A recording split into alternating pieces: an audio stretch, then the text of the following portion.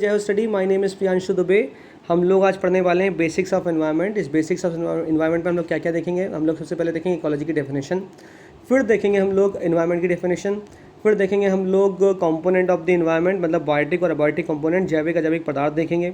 फिर हम लोग देखेंगे level of organisation in ecology, मतलब इकोलॉजी के अंतर्गत किसकी स्टडी की जाती है ये हम लोग देखेंगे, मतलब study of individual, study of organism, study of population, ये सब देखेंगे। उसके बाद हम लोग देखने वाले हैं आगे जाके हैबिटाट और इकोलॉजिकल निच में फ़र्क क्या होता है ये, ठीक है। सबसे पहले शुरुआत करते हैं व्हाट इज़ इकोलॉजी। इकोलॉजी क्या चीज़ है तो देखना, इकोलॉजी का मतलब क्या होता है। यहाँ पर क्या लगा, लॉजी लगा हुआ। लॉजी का मतलब स्टडी, किसकी स्टडी कर रहे हैं हम लोग, तो स्टडी ऑफ, एक मिनट मुझे पेन लेते हैं। स्टडी किसकी कर रहे हैं, scientific study of the relationship of living organism with each other and with their environment. फिर से पढ़ता हूँ। It is the branch of biology that deals with the study of interactions between organisms and their environment, है ना। अभी भी समझ में नहीं आया, पता नहीं क्या चल रहा है, क्या बोल रहे हैं। फिर से एग्जाम्पल समझ में, एग्जाम्पल को लेकर चलते हैं। एग्जाम्पल क्या है, एक मच्छर है, मॉस्किटो है और एक आदमी है, ठीक है। व्यक्ति और मॉस्किटो है, तो इसका मॉस्किटो भी एक लिविंग ऑर्गेनिज्म है, जान है उसमें, और व्यक्ति भी एक लिविंग ऑर्गेनिज्म है। तो इनके बीच के संबंध की स्टडी और साथ में इनका पर्यावरण के साथ क्या संबंध है, इनकी स्टडी को हम लोग कहते हैं इकोलॉजी। तो ये मच्छर जो है ये आदमी को काट रहा है, तो इस मच्छर और आदमी के बीच कोई ना कोई रिलेशनशिप है, मतलब एक तरफा रिलेशनशिप है। मच्छर तो आदमी का खून चूस ले रहा है और आदमी मच्छर का खून तो चूस नहीं पाता, हाँ मार देता, बात अलग है। लेकिन फ़ायदा किसको ज़्यादातर होता है, मच्छर को ज़्यादा फ़ायदा होता है अगर वो जिंदा रह जाए तो, अगर नहीं मारा आप लोगों ने तो इसका संबंध रिलेशन है। तो दो लिविंग ऑर्गेनिज्म के बीच या कई सारे लिविंग ऑर्गेनिज्म के बीच जो संबंध रिलेशन है, इंटरेक्शन है, उसकी स्टडी को, और उनका पर्यावरण के साथ संबंध क्या है, इसकी स्टडी को हम लोग इकोलॉजी कहते हैं। एक और एग्जाम्पल लेके चलते हैं। फॉर एग्जाम्पल मैं कहता हूँ एक पेड़ है जो डेजर्टिक एरिया में, मतलब डेजर्ट में, मतलब मरुस्थल में उगेगा। अगर वो पेड़ मरुस्थल में उगेगा तो मरुस्थल में उगने वाले पेड़ की एक क्वालिटी होगी कि उनमें कांटे पाए जाएंगे। तो ये संबंधित तो है एनवायरनमेंट का उस पौधे के साथ, तो इसकी स्टडी को हम लोग कहते हैं इकोलॉजी। ये समझ में आ गया ना, ये बहुत मोटा मोटा अक्षरों में मैंने समझा दिया। और ये जो इकोलॉजी टर्म है ये अर्नेस्ट हैकेल ने कॉइन किया था 1869 में। तो याद रखनी दो चीज़, पहली 1869 में अर्नेस्ट हैकेल जो जर्मन व्यक्ति थे, इन्होंने ये इकोलॉजी टर्म दिया है। और दूसरी ये इकोलॉजी क्या है, it is a scientific study of the relationship of living organism with each other and with their environment, ठीक है। अब ये एनवायरनमेंट क्या चीज़ है, एनवायरनमेंट का मतलब होता है, क्या लिखा हुआ है, एनवायरनमेंट एवरीथिंग दैट सराउंड्स और affect N organism during its life time. कुछ भी चीज़ जो उसके आसपास है और जो उसके जीवन के दौरान इफेक्ट प्रभावित करती है, उसे उसका पर्यावरण कहा जाता है। तो ये क्या लिखा है, it is sum total of all biotic and abiotic factors that surround and potentially influence an organism, है ना। फॉर एग्जाम्पल लेके चलते हैं कि अपने जीवन भर में जो चीज़ उसको प्रभावित करेगी, चाहे बायोटिक हो चाहे अबायोटिक हो। केंचुआ है, मिट्टी में रहता है, उसका मिट्टी के साथ इंटरेक्शन है, तो उस केंचुए के मिट्टी के साथ इंटरेक्शन की स्टडी और उस केंचुए के पर्यावरण के साथ जो उसका इंटरेक्शन होगा उसकी स्टडी को हम लोग कहेंगे इकोलॉजी। लेकिन उस केंचुए और उस मिट्टी में रहने से उस केंचुए पर पड़ने वाले प्रभाव को, मतलब उसके मिट्टी से क्या प्रभाव पड़ रहा है, आसपास पेड़ है उससे क्या प्रभाव पड़ रहा है, उस मिट्टी से उस पर क्या प्रभाव पड़ रहा है, इस सब को हम लोग कहते हैं उसका एनवायरनमेंट, उसका अपना पर्यावरण, ठीक है। ये लिखा हुआ इंटरेक्शन ऑफ ट्री, या फिर सामने नेक्स्ट लिखा हुआ है बैक्टीरिया इन द सॉइल, ये इसका एनवायरनमेंट हो गया, ठीक है। अब आगे चलते हैं। मैंने बोला एनवायरनमेंट क्या है, बायोटिक और अबायोटिक कंपोनेंट होते हैं एनवायरनमेंट में। तो बायोटिक कंपोनेंट क्या होते हैं, लिविंग, और अबायोटिक क्या होते हैं, नॉन लिविंग। तो इसके एग्जांपल देखते हैं क्या होते हैं लिविंग और क्या होते हैं नॉन लिविंग। तो बायोटिक फैक्टर्स और लिविंग होते हैं, मतलब जैसे प्रोड्यूसर हो गया है, प्रोड्यूसर के बाद क्या हो गया, कंज्यूमर्स हो गए, डिकम्पोजर्स हो गए, ये सब क्या होंगे, ये बायोटिक कंपोनेंट्स कहलाएंगे, ठीक। और अगर मैं बोलूँ नॉन लिविंग या फिर अबायोटिक कंपोनेंट्स कौन से होते हैं इकोसिस्टम के, तो वो कहलाते हैं water, sunlight, soil, air, temperature, gases, lipid, carbohydrate, protein, ये सब क्या है, नॉन लिविंग थिंग्स हैं, या फिर हम लोग कहते हैं अबायोटिक फैक्टर्स। ध्यान देना, इकोलॉजी का मतलब था scientific study of relationship of living organism and living organism with each other and with their environment. जबकि इन्वायरमेंट का मतलब क्या था, इन्वायरमेंट का मतलब था कि जो भी आसपास है, एवरीथिंग दैट सराउंड और affects an organism during its life is collectively known as environment. फिर इकोसिस्टम क्या चीज़ है, तो इकोसिस्टम क्या है, इकोसिस्टम का मतलब है इकोलॉजी के साथ साथ इन्वायरमेंट, इसे हम लोग कहते हैं इकोसिस्टम। मतलब study of ecology as well as environment is known as ecosystem. पारिस्थितिकी तंत्र कैसे बनेगा जब हम पर्यावरण और पारिस्थितिकी दोनों की बात कर देंगे। तो अगर आपको कुछ भी समझ में नहीं, मान लो आईएएस ने डेफिनेशन पूछ ली कि बताइए इकोसिस्टम क्या, कौन सा इसमें होगा, तो आपने वहाँ पर देखिए बायोटिक कंपोनेंट कहाँ पे दिख रहा है, एबायोटिक कंपोनेंट कहाँ पर दिख रहा है, उन दोनों का रिलेशनशिप कहाँ पे आपस में दिख रहा है, उनका पर्यावरण के साथ संबंध कहाँ पे दिख रहा है। तो इकोसिस्टम का मतलब है environment as well as ecology, ठीक है। इसका मतलब समझ में आता है कि इकोसिस्टम बहुत बड़ा भी हो सकता है और इकोसिस्टम एक पानी की बूंद की तरह छोटा भी हो सकता है। तो इकोसिस्टम बहुत बड़ा भी होगा क्योंकि हो सकता है किसी जंतु का या उसका पर्यावरण के साथ बहुत ज़्यादा संबंध, बहुत ज़्यादा इफेक्ट डाला हुआ एनवायरनमेंट पे। तो इकोसिस्टम बहुत बड़ा भी हो सकता है और इकोसिस्टम बहुत छोटा भी हो सकता है, ठीक है। चलें आगे, इसीलिए कहा जाता है, आगे हम पढ़ेंगे अच्छा इसके। देखो बायोलॉजिकल, अब हम लोग पढ़ रहे हैं level of organisation in biology. Level of organisation क्या होता है बायोलॉजी में? सबसे पहले हम लोग क्या पढ़ते हैं? बेसिक यूनिट जीन पढ़ते हैं। बायोलॉजी तो है नहीं इकोलॉजी, इकोलॉजी तो ब्रांच है बायोलॉजी की, लेकिन बायोलॉजी में हम लोग सबसे पहले क्या पढ़ते हैं? जीन की स्टडी पढ़ते हैं, बेसिक यूनिट। उसके बाद सेल्स पढ़ते हैं, फिर टिश्यूज़ पढ़ते हैं, फिर ऑर्गन्स, फिर इंडिविजुअल ऑर्गेनिज्म, फिर पॉपुलेशन, फिर biological community, ecosystem, landscape, biome, biosphere, ये पूरा इकोलॉजी में आता है, ठीक है। लेकिन क्योंकि हमें पढ़ रहे हैं हम लोग तो इकोलॉजी पढ़ रहे हैं, और इकोलॉजी क्या है? It is a branch of biology. तो इकोलॉजी में हम लोग क्या पढ़ते हैं? देखिए इकोलॉजी के 6 लेवल होते हैं, 6 लेवल ऑफ ऑर्गेनाइजेशन होता है इकोलॉजी के। सबसे पहले होता है ऑर्गेनिज्म, फिर होता है पॉपुलेशन, फिर होता है बायोलॉजिकल कम्युनिटी, फिर इकोसिस्टम, फिर लैंडस्केप और अंत में होता है बायोस्फीयर, ठीक है। ये 6 लेवल ऑफ इसके ऑर्गेनाइजेशंस हैं। 6 लेवल पढ़ लो क्योंकि यही सीक्वेंस पूछा जाता है हमेशा। सबसे पहले ऑर्गेनिज्म होगा। ऑर्गेनिज्म का मतलब क्या होता है? सबसे पहले एक इंडिविजुअल होगा। डायग्राम के थ्रू समझने की कोशिश करते हैं। सबसे पहले एक इंडिविजुअल होगा। वो इंडिविजुअल क्या हो सकता है? वो इंडिविजुअल एक पेड़ भी हो सकता है, एक जानवर भी हो सकता है, फंगी भी हो सकता है, बैक्टीरियम भी हो सकता है। बस क्या है कि उसके अपनी एक बॉडी होगी, मेडअप ऑफ ऑर्गन्स, एक बॉडी होगी उसके पास। ये हो गया इंडिविजुअल। सेकंड स्टेज क्या है? पॉपुलेशन। पॉपुलेशन में क्या होगा? It is a group of organism usually of the same species. तो देख रहे होगा सेकंड में क्या लिखा हुआ है? पॉपुलेशन दिख रही है। पॉपुलेशन के बाद क्या है? कम्युनिटी है। कम्युनिटी के अंतर्गत क्या होता है? तो देखो कम्युनिटी जनरली ऐसा कहते हैं कि जो कम्युनिटी होती है it is an aggregation of population of different species living together. Living together मतलब इंटरडिपेंडेंट हैं इन अ स्पेसिफिक एरिया। तो थर्ड जो डायग्राम दिखाई दे रहा है वो दिख रहा होगा हमको, एक कम्युनिटी है। यहाँ पर सारी स्पीसीज हैं, केकड़ा भी दिख रहा है, मछली भी, छोटी मछली भी है, बड़ी मछली भी है, ये भी दिख रहे हैं, घासें भी दिख रही हैं। ये आपस में इंटरडिपेंडेंट है, इसे हम लोग कहेंगे कम्युनिटी।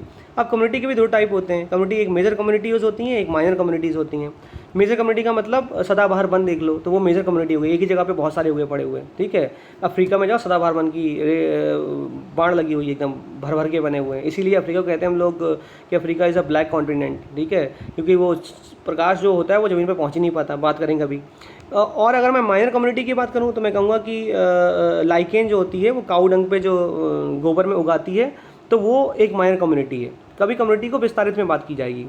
कम्युनिटी के बाद क्या होता है? इकोसिस्टम। इकोसिस्टम में बता चुका हूँ। इकोसिस्टम का मतलब होता क्या होता है? Biotic as well as abiotic, उनके बीच का इंटरेक्शन। मतलब इकोसिस्टम में हम लोग किसकी बात करेंगे? इकोलॉजी और इन्वायरमेंट दोनों की बात करेंगे हम लोग। तो वो हो गया इकोसिस्टम। देखो ये इकोसिस्टम है। इकोसिस्टम के बाद क्या हम लोग बात करते हैं? बायोम। बायोम क्या चीज़ है? Biome is a large naturally occurring community of flora and fauna occupying a major habitat, ठीक है। जैसे रेन फॉरेस्ट बायोम हो गया, या फिर मैं कहूँ टुंड्रा बायोम हो गया। ये बायोम हो गया, ये मतलब बहुत बड़े एरिया में होंगे। टुंड्रा बायोम है, रेन फॉरेस्ट बायोम है। या फिर मैं कहूँ कि plant and animals in a biome have common characteristics due to similar climate and can be found over a range of continents, क्योंकि एक ही जगह पर पाए जा रहे हैं। मतलब अगर मैं अफ्रीका में बोल रहा हूँ तो वहाँ पर एक ही जगह एक ही तरह की जो स्पीसीज पाई जाएंगी वो एक ही तरह का उनका नेचर होगा लगभग। Biomes are distinct from habitats because any biome can comprise a variety of habitats, ठीक है। ये बायोम की बात हो गई। अब उसके बाद आता है बायोस्फीयर। बायोस्फीयर का मतलब हो गया, बायोस्फीयर में सब कुछ दिख रहा है तुमको। देखो ये नीचे पूरे जानवर भी दिख रहे हैं, घास भी दिख रही है, मछली भी दिख रही है, पत्थर भी दिख रहा है, सब कुछ दिख रहा है, घर भी दिखाई दे रहे हैं, बड़े बड़े पेड़ पौधे दिख रहे हैं, सूर्य से हर चीज़ बायोस्फीयर में है। बायोस्फीयर का मतलब क्या होता है? It is the biological component of earth which includes the lithosphere, hydrosphere and atmosphere. हर चीज़ आपको वहाँ पर, बायोस्फीयर का मतलब सब कुछ, लिथोस्फीयर भी होगा, हाइड्रोस्फीयर भी होगा और एटमॉस्फेयर भी होगा। The biosphere includes all living organism on earth together with the dead organic matter produced by them, ठीक है। ये होता है बायोस्फीयर। तो हमको समझ में आ गया कौन कौन से इसके सीक्वेंस क्या हैं। सबसे पहले क्या है, इस लेवल्स देख लेते हैं। सबसे पहले ऑर्गेनिज्म, इंडिविजुअल, फिर उसकी पॉपुलेशन, मतलब यहाँ पर एक शेर होगा, फिर अरे कहाँ हो गया, यहाँ पर होगा एक शेर, ऑर्गेनिज्म में एक इंडिविजुअल हो गया। इंडिविजुअल के बाद क्या हो गया? उसकी पॉपुलेशन हो गई, बहुत सारे शेर। उसके बाद उसकी बायोलॉजिकल कम्युनिटी, मतलब सिर्फ बहुत सारे शेर, उनके आसपास का भी चीज़ें, उनके साथ इंटरेक्शन। भाई शेर होगा तो हिरन भी होगा, वरना खाएगा क्या शेर। उसके बाद उसका इकोसिस्टम का मतलब सिर्फ हिरन नहीं, इकोसिस्टम का मतलब कम्युनिटी के साथ साथ नॉन लिविंग थिंग्स भी मैटर करेंगी, वो उसका इकोसिस्टम हो गया। मतलब पेड़ पौधे में होंगे, पानी भी होगा, प्रकाश भी होगा, हर चीज़ मिलेगी वहाँ पर। और फिर उसका लैंडस्केप, एक पैच होगा, लैंड मतलब एक बहुत बड़ा पैच होगा जहाँ पर ये लोग रह रहे होंगे। और अंत में होता है बायोस्फीयर। बायोस्फीयर का मतलब वो बायोस्फीयर में तीनों चीज़ इंटरेक्ट करेंगी। क्या बायोस्फीयर में तीनों चीज़ इंटरेक्ट करती हैं? लिथोस्फीयर भी होगा, हाइड्रोस्फीयर भी होगा और एटमॉस्फेयर। लिथोस्फीयर, हाइड्रोस्फीयर, एटमॉस्फेयर, हर चीज़ होगी वहाँ पर, वो बायोस्फीयर हो गया। ठीक, तो ये 6 लेवल है, ये 6 लेवल याद कर लीजिए उसकी। सबसे पहले इंडिविजुअल, फिर उसका पॉपुलेशन मतलब बहुत सारे लोग, फिर उसकी बायोलॉजिकल कम्युनिटी का मतलब उसके आसपास का जो इंटरेक्शन है कम्युनिटी के साथ, मतलब अगर शेर है तो हिरन भी होगा। फिर उसके साथ इकोसिस्टम का मतलब ना सिर्फ बायोटिक फैक्टर्स बल्कि नॉन बायोटिक फैक्टर्स भी रहेंगे इकोसिस्टम में। मतलब इकोसिस्टम में हम इन्वायरमेंट की बात भी करेंगे और इकोलॉजी की भी बात करेंगे। फिर उसका लैंडस्केप और अंत में बायोस्फीयर। ठीक है, चल रहे हैं आगे। अब ये देखो, फिर से इसको मैंने बताने की कोशिश करी एक और डायग्राम के थ्रू। ये देखो ऑर्गेनिज्म, एक और डायग्राम देख लेते हैं। ये सबसे नीचे दिख रहा है ऑर्गेनिज्म, इंडिविजुअल लिविंग थिंग, ये दिखा हुआ है। उसके ऊपर दिखा है कई सारे हो गई ये पॉपुलेशन में, group of organism of one type that live in the same area, एक एरिया में बहुत सारे रह रहे हैं ये। फिर community, populations that live together in a defined area, ये देखो इसकी कम्युनिटी होगी, मतलब ये बहुत सारे तो हैं ही, साथ में और भी लोग हैं आसपास रह रहे हैं। उसके बाद ecosystem, community and it's non living surrounding, मतलब जो जानवर बहुत सारे रह रहे हैं नॉन, उसके साथ साथ पेड़ पौधे, नॉन लिविंग में मतलब पानी भी है, लाइट भी पड़ रही है, पहाड़ भी हैं, हर चीज़ आसपास है। फिर उसके बाद बायोम, बायोम में क्या आता है? Large region with same plant life and climate, बताया ना, टुंड्रा बायोम हो गया, डेजर्टिक बायोम हो गया। तो ये दिखाया इधर कॉन्टिनेंट के थ्रू दिखा रहे हैं कि इस कॉन्टिनेंट में पीले कलर में रेन फॉरेस्ट बहुत ज़्यादा है, उधर घास बहुत ज़्यादा है, ठंडा बहुत ज़्यादा है।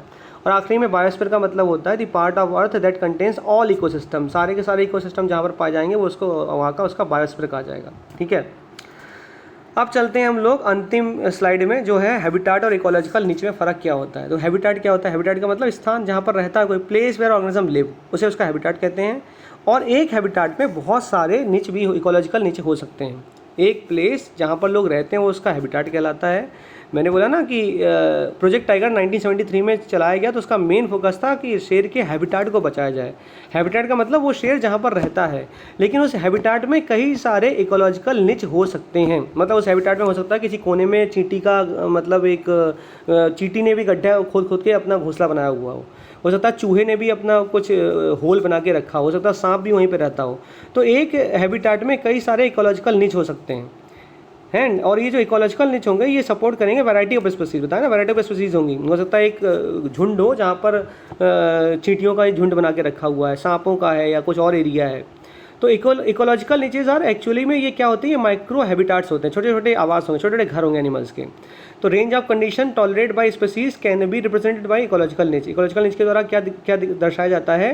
Range of condition tolerate by species, मतलब उस स्पीसीज को कौन कौन सी कंडीशन वो टॉलरेट कर सकती है, उस रेंज को दर्शाता है ये इकोलॉजिकल निच। एक स्टेटमेंट फॉर्म में आईएएस के एग्जाम में, पीसीएस के एग्जाम में आ सकता है कि range of condition tolerate by species can be represented by ecological niche. ये देगा कि स्टेटमेंट सही गलत है, एकदम सही है। ठीक है, each species has the distinct निच, हर स्पीसीज़ का, वो चाहे किसी प्रजाति हो, वो चाहे सांप हो, चाहे वो चींटी हो, चाहे वो मेंढक हो, चाहे कुछ भी हो, उसका एक अपना डिस्टिंक्ट निच होगा। ये नहीं होगा कि दोनों का निच में समानताएं होंगी, अलग अलग निच होगा, समानताएं हो सकती है लेकिन अलग अलग निच होगा उनका। And no two species are believe to occupy same niche, लेकिन ये है कि जो दो स्पीसीज़ हैं वो एक ही निच में, जो no two species are believed to occupy same niche, वो एक ही निच में नहीं रहेंगी। अगर वो दो प्रजातियां हैं तो सांप चींटी के साथ नहीं रह सकता एक ही निच में, उसका अपना हैबिटेट अलग होगा, और चींटी का अपना हैबिटेट अलग होगा, चूहे का अपना हैबिटेट अलग होगा। और जोसेफ ग्रिनल जो एक व्यक्ति हैं, इन्होंने ये कॉन्सेप्ट दिया है निच का। ठीक है, नाम है जोसेफ ग्रिनल। ठीक है, अब एक एग्जाम्पल देख लेते हैं। अच्छा, इसमें अंतर देख लेते हैं, हैबिटेट और निच में अंतर क्या है। हैबिटेट क्या है? प्लेस और part of an ecosystem occupied by a particular organism, एक पर्टिकुलर ऑर्गेनिज्म के द्वारा जो स्थान जहाँ पर वो रहते हैं वो उसका हैबिटेट कहलाता है। जबकि निच क्या होता है? The role of an organism within its environment और इकोसिस्टम, उसका क्या रोल है उस एनवायरनमेंट उस इकोसिस्टम में, वो उसका निच कहलाएगा। ठीक है, फिजिकल प्लेस, जो हैबिटेट है वो फिजिकल प्लेस है, मतलब कोई घर है, पता लगा देखते हो ना, चींटी ने गड्ढा बना लिया या फिर लकड़ी खोद दी, लकड़ी के अंदर रह रही जाके चींटी, या चूहे ने लकड़ी काट दी।